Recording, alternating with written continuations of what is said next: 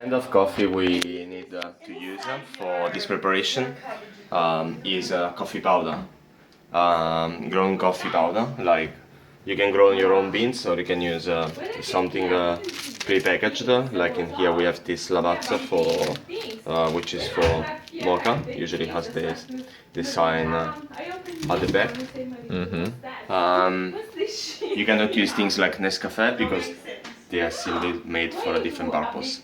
So let's start making our coffee. The first thing it is to fill up the water in the moka and to put enough water up to that's the valve. Pretty much the water should be slightly underneath the valve.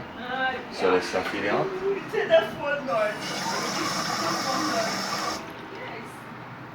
I mean, doesn't make sense, Diego, no? Yeah.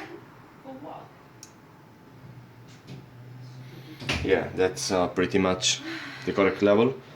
Let's put it on a flat surface so we can check how much water we need.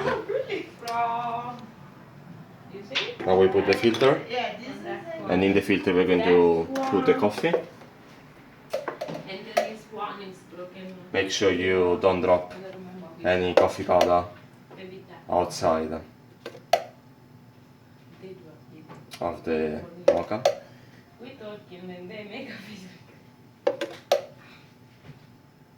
Press it just slightly, softly. Otherwise your coffee will taste either burned or won't come out at all.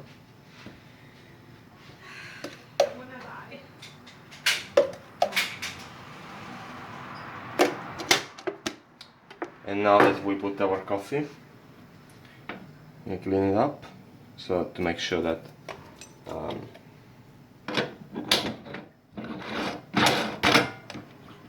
and then we close it tight. We had a coffee we made just previously, and now we start preparing the coffee, in which will be ready in 5 minutes. Let's see. We just have to wait for the coffee to be ready.